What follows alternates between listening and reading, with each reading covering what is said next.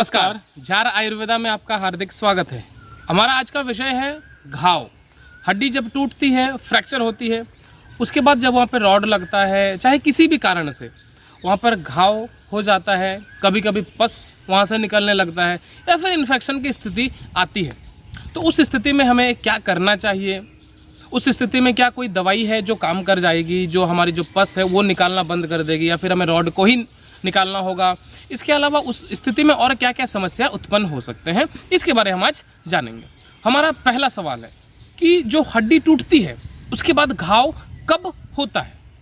देखो, घाव या फिर इन्फेक्शन जो होने का बात है ना, बहुत बार ऐसे देखा जाता है जब आपका ऑपरेट किया गया उसके बाद जो जख्म है ना वो ही क्लियर नहीं होते हैं, कहीं ना कहीं मतलब उसी समय आपका जो घाव है वही अभी तक ठीक नहीं हो पाया। और बहुत बार इसे देखा जाता है कि 2 महीने 3 महीने 6 महीने बाद भी जख्म या फिर मतलब इन्फेक्शन आपको देखने को मिल सकता है जी। और बहुत बार इस तरीके का भी देखने मिलता है कि पस है ना वो आपका बाहर आता नहीं है, कहीं ना कहीं वो अंदर से ही अपने आप को मतलब जो पस है अंदर में ही रह जाता है और ज्यादा नुकसानदेह कहीं ना कहीं माना जाता है। जी जी, ये किस प्रकार से हम जान सकते हैं कि पस जो है हमारा अंदर ही अटका हुआ है, वो बाहर आ नहीं पा रहा है? देखो, इसमें जब भी आपका पस बाहर नहीं आ पाएगा ना, पस अंदर में ही कहीं ना कहीं रह जाएगा, सही तरीके से बाहर नहीं आ पाएगा, तो आपको आपके शरीर में कहीं ना कहीं गड़बड़ी स्टार्ट हो जाएगी। आपको बुखार आ सकता है, आपको मतलब अलग अलग तरीके का या फिर शरीर में दर्द, अलग अलग तरीके का समस्या आपको देखने को मिलेगा कहीं ना। बिल्कुल, सामान्यतः यही देखा गया है कि इस स्थिति में मरीज को एंटीबायोटिक या फिर उस इंजेक्शन लगाया जाता है, पर कभी कभी ये भी देखा गया है कि जो एंटीबायोटिक लगाए जाते हैं वो काम ही नहीं करते हैं। तो इसके कारण क्या क्या हो सकते हैं?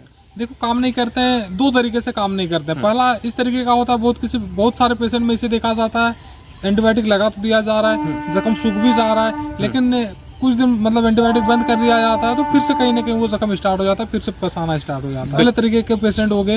और दूसरे तरीके के पेशेंट ऐसे होते हैं ना, एंटीबायोटिक कितनों भी दिया जा रहा है ना, वो पस है कहीं ना कहीं बंद ही नहीं हो रहा है, वो आते ही जा रहा है, आते ही जा रहा है। तो ये कहीं ना कहीं मतलब इसका जो कारण होता है, देखो जो हमारा अंदर में जो घाव बन गया है, जो जख्म बन गया है, वो कहीं ना कहीं 2 जगह से बनता है। एक जगह जहाँ पे आपका हड्डी टूट चुका है जी, और दूसरा जगह जहाँ पे आपकी स्क्रू वगैरह जो डाली गई है। इसका कारण ये होता है ना, जो आपका अंदर में जो जख्म बन गया है और उससे जो पस निकलता है वो कहीं ना कहीं आपका जो रोड डाला गया है ना, उस रोड पे जाकर के लग जाता है, रोड के मतलब सारे नीचे वो चले जाता है। तो कहीं ना कहीं उसमें पस में जो भी कीटाणु है, जो वो सारी चीज़ आपका अभी जो है ना, जो रोड या फिर प्लेट डाला गया वहाँ पे आ चुके हैं।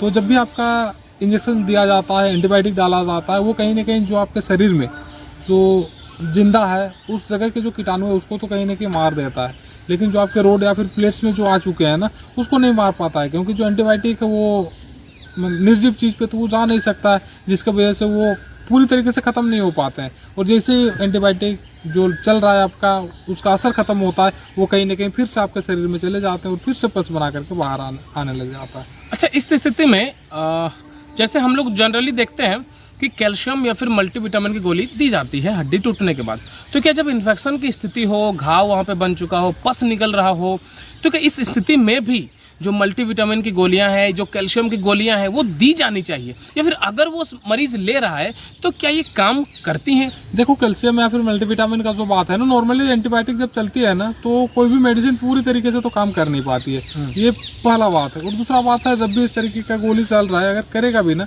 तो कहीं ना कहीं बहुत स्लो या फिर मतलब काफ़ी स्लो काम करेगा, उतना स्पीड से तो काम नहीं कर सकता है। कुछ ना कुछ उसका जो रेट है वो कम ही होगा और उतना बेहतर जो रिजल्ट देना चाहिए उतना बेहतर तरीके से नहीं दे सकता। तो हम क्या करेंगे इस स्थिति में? हमारी जो हड्डी है वो जुड़ भी नहीं रही है और उसके साथ साथ वहाँ से पस भी निकल रही, हम करेंगे क्या इस स्थिति में? देखो, अगर नहीं जुड़ रही है तो इसमें सीधा मतलब कहीं ना कहीं आपको रोड या फिर प्लेट है, इसको हो सकता है आगे जाकर के निकालने का जरूरत पड़े। अच्छा। और अगर धीरे धीरे जुड़ रही है और बहुत ज़्यादा उस तरीके का दिक्कत नहीं है तो कहीं ना कहीं 1-2 महीने तो 3 महीने तक आपको देखने का जरूरत पड़ सकता है कि भाई हड्डी मेरा ग्रो हो रहा है या फिर नहीं हो रहा है। अगर होता है, सही तरीके से चलता है तो कोई नहीं, आपका जो जख्म है उसको अच्छे से साफ सफाई करो, अच्छे से उसका ध्यान रखो। और हड्डी अगर ग्रो होते चले जा रही है तो एक बार हड्डी थोड़ी जुड़ जाए तो उसके बाद जो रोड या फिर प्लेट जो डाला गया है उसको आसानी से आप निकाल सकते हो। और रोड प्लेट निकल जाने के बाद 90% से भी ज़्यादा केस में देखा जाता है जो पस है वो बंद हो जाता है, जो जख्म है वो क्लियर हो जाता है, क्योंकि जो कारण होता है ना वो रोड या फिर प्लेट है वही उसका कारण होता है। और उसी को जब निकाल दिया जाता है तो कहीं ना कहीं वो जख्म है वो पूरी तरीके से बंद होता हुआ नजर आता है। अच्छा, अगर इस स्थिति को लंबे समय तक थोड़ा सा दरकिनार कर दिया जाए, नहीं ध्यान दिया जाए कि पस निकल रहा है, ठीक है 3 महीने हो गए, 6 महीने हो गए, तो क्या उस स्थिति में कोई और समस्या भी आ सकती है हमारे शरीर में?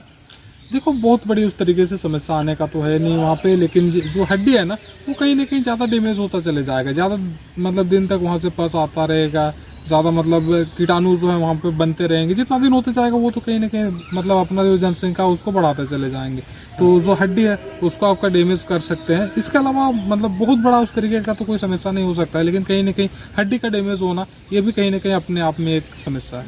अच्छा, तो इस स्थिति में कोई काम हो भी नहीं रहा है, पस लगातार निकल भी रहा है, जो डॉक्टर्स होते हैं इनके पास क्या क्या ऑप्शंस हो सकते हैं चिकित्सा के लिए? इस स्थिति में देखो जो आपका रोड या फिर प्लेट है ना, इसको तो निकालने का जरूरत है, उसको निकाल दिया जाएगा। इसके बाद जो है कहीं ना कहीं हो सकता है आपको एलेजारो लगा दिया जाए, एक्सटर्नल फिक्सेटर लगा दिया जा सकता है। उसके बाद बहुत बार गंदी हड्डी जो है उसको काट करके निकाल दिया जाता है, और जो है ना साथ में जो रोड डाली गई थी उसको निकाल करके जो एंटीबायोटिक रोड होती है इसका भी बहुत बार इस्तेमाल किया जाता है। एक आखिरी सवाल है, क्या इस स्थिति में प्राकृतिक औषधि काम कर सकती है?